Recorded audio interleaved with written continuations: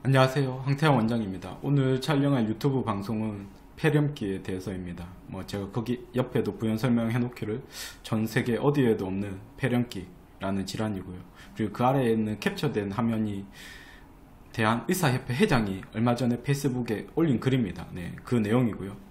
그리고 물만 마셔도 잘 낫는 어린아이들 바이러스성 폐렴에 대해서도 알아보도록 하겠고, 그리고 거의 한 1년 가까이 유행하고 있는 마이코플라즈마 폐렴에 대해서도 간단하게 보도록 하겠습니다.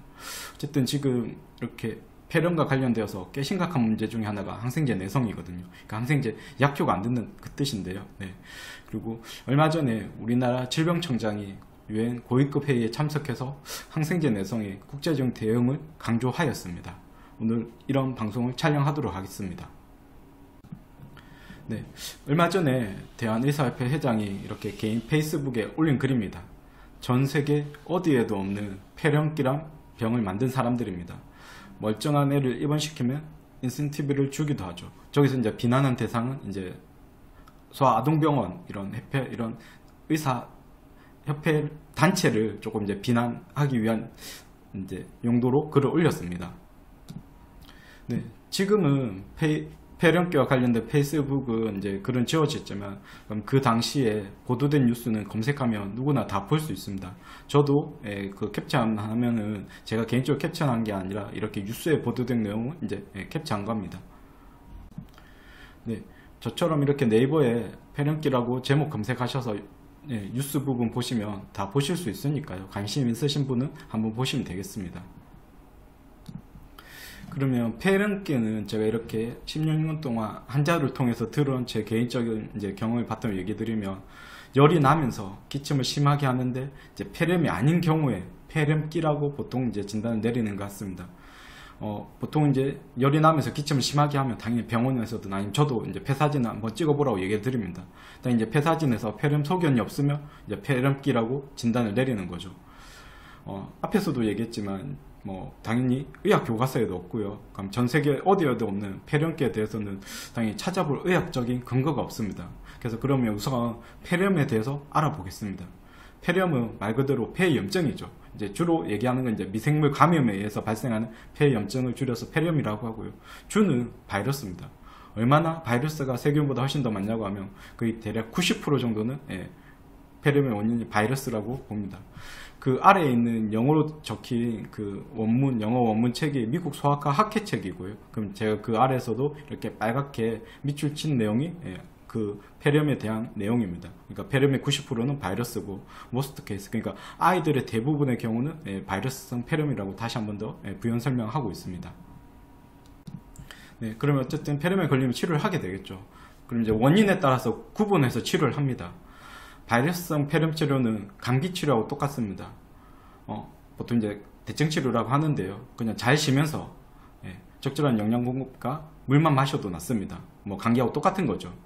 하지만 이제 세균성, 물론 이제 그 확률은 높진 않지만 마이코플라즈마를 포함한 어떤 세균성인 폐렴일 때는 당연히 세균 감염이기 때문에 치료약인 항생제가 있습니다. 그럼 지금 문제가 되는 것은 항생제 내성으로 폐렴 치료가 잘 되지 않아서 많은 사망자가 발생하고 있는 현실입니다. 그 아래에 있는 캡처 내용이 그 서울대 병원에서 제공해주는 의학 정보입니다. 누구나 다 보실 수 있고요. 앞에서 얘기 드린 서울대 병원에서 제공해주는 의학 정보, 소아폐렴과 관련된 내용이고요.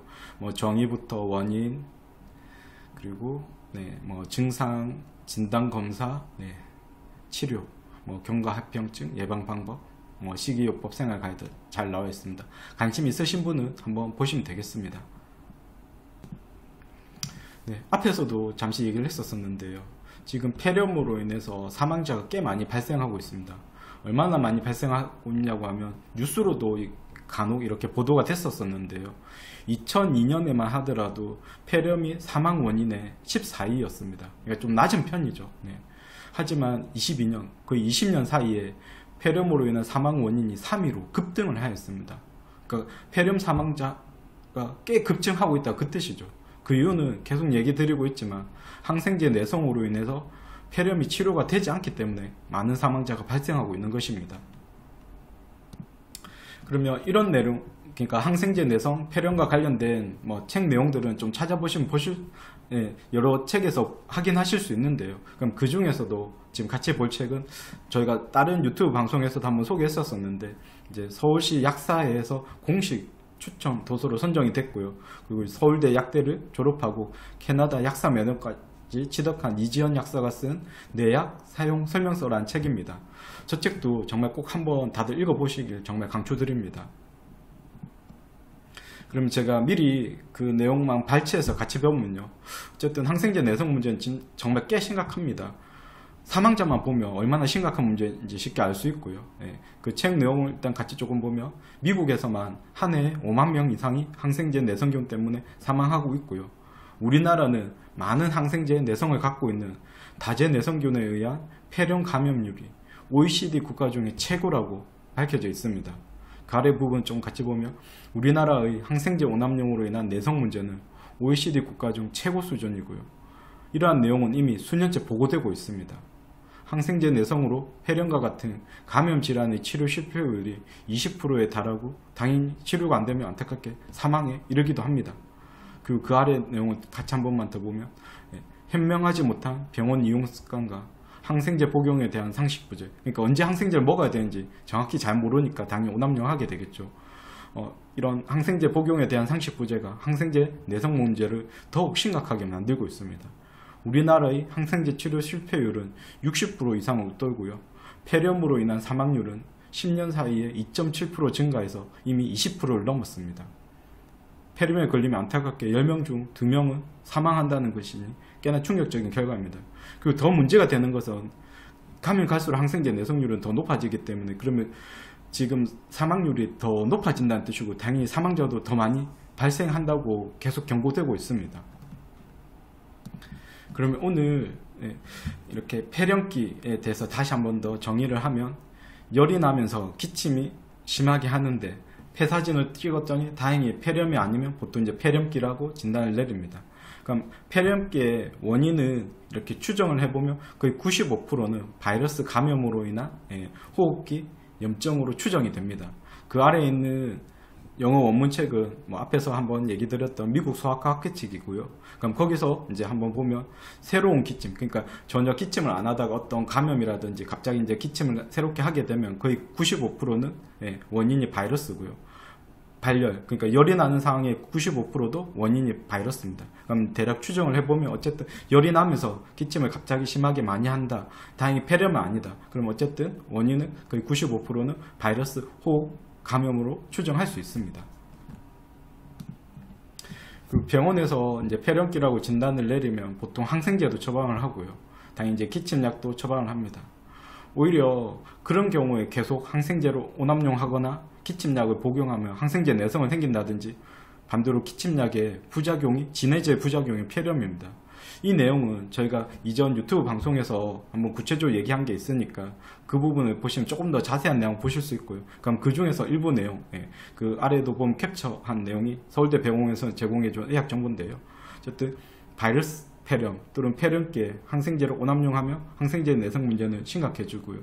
그리고 그러면 진짜 치료해야 돼. 세균성 폐렴이라든지 폐혈증에 약효가 듣지 않으면 당연히 안타깝게 사망자가 발생하고 그 이미 꽤 많이 그로 인한 사망자가 급증하고 있다는 게 통계로도 밝혀져 있습니다. 그렇기 때문에 항생제 오남용을 정말 주의해야 하고요. 그 아래 서울대 병원에서 제공해주는 그 기침을 억제를 하면 그 폐렴으로 진행된다는 그 내용은 제가 행방편으로 이렇게 표시를 해놨으니까 그 부분만 다시 한 번 더 간단하게 보면 기침을 억제하기 위해 강력한 진해제를 복용하는 것은 오히려 역효과를 초래한다고 하고요. 그 역효과가 그 다음에 나오는 행방편 침 부분입니다. 어쨌든 폐기관지에 가래가 있으면 그걸 배출을 해야지 폐렴이 진행이 안 되는데 기침약을 먹어서 폐기관지에 가래가 배출이 안 되면 폐렴으로 진행된다는 뜻이고요. 네, 유튜브 방송 처음에서도 얘기 드렸지만 우리나라 질병청장이 유엔 고위급 회의에 참석해서 항생제 내성의 국제 대응을 강조하였습니다. 그 정도로 우리나라 항생제 내성 문제가 꽤 심각한 상태입니다. 하지만 대부분 일반인들 인식은 당연히 아주 낮습니다. 왜? 저는 뭐 매일같이 아이가 감기에 걸려서 병원에서 항생제를 받아서 먹고 있다고 이런 얘기를 뭐 어제든 오늘이든 거의 십수년째 거의 매일 대풀에서 반복해서 듣고 있습니다. 그러면서 아이가 그 사이에 뭐 항생제든 뭐 항히스타민제든 여러 가지 약들을 계속 오랫동안 먹다 보니까 건강이 좋지 않아서 또 이렇게 한의원까지 내원하게 되거든요. 네, 정말 꼭 강조드리고 싶습니다. 예, 조금 전에 얘기 드린 뉴스고요. 저 뉴스도 제목만 포털 사이트에서 검색하면 누구나 다 보실 수 있습니다. 네, 어차피 핵심은 제목에 그대로 다 적혀져 있습니다. 오늘 방송을 정리를 하도록 하겠습니다. 얼마 전 제 페이스북 친구인 저분께서 올리신 글을 봤는데 꽤 많이 공감하였습니다. 진실, 사실의 가장 큰 적은 권위, 권력을 향한 맹신이다. 뭐 아인슈타인이 남긴 명언을 이렇게 소개하면서 뭐 더 늦기 전에 제발 깨어나시오 하면서 이제 올린 글인데요. 저도 마찬가지입니다.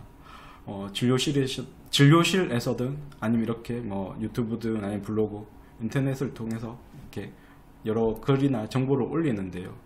그럼에도 불구하고 정말 오히려 잘못된 정보나 지식이 횡행하는 것을 꽤 많이 공감하고 있습니다. 우리나라는 지금 전 국민이 다 인터넷으로 여러 정보들을, 물론 이제 그 정보에는 잘못된 정보도 있는데요, 올바른 정보들을 얼마든지 검색하면 확인하실 수 있고요. 저 또한 항상 그렇기 때문에 이렇게 영상을 찍을 때 인터넷으로 검색하면 볼 수 있는 뭐 사이트라든지 아니면 책이라든지 이런 것들을 같이 첨부를 하는데요. 뭐 한글만 읽고 이해하실 수 있으면 누구나 다 알만한 내용인데도 정말 많은 분들이 조금 무시하는 듯한 반응이라든지 그런 경험들을 꽤 오랫동안 하게 됩니다. 저희 유튜브에서 계속 얘기하는 내용입니다. 건강에 대해서 가장 중요한 것은 건강과 관련된 올바른 지식을 아는 거고요. 그래야지 그 올바른 지식을 바탕으로 건강에 도움이 되는 올바른 행위를 선택할 수 있습니다. 이전까지 여러 이유로 항생제를 자주 복용했었다면, 특히나 그 대상이 성인이 아니라 아주 어린 아이라면 앞으로는 가까운 한의원 진료를 통해서 항생제 오남용을 줄여주시는 게 좋습니다. 정말 저는 이제 만 10살도 안 된 아이들을 거의 대부분 많이 진료보는데요. 그럼 그 아이들이 앞으로 살아갈 적어도 최소 80년, 그 뒤의 미래까지 생각하면 지금 이미 정말 항생제 내성 문제는 꽤 심각합니다. 그렇기 때문에 꼭 항생제 오남용을 줄여줄 것을 가장 강조드리고 싶습니다. 오늘 방송도 끝까지 시청해 주셔서 감사합니다.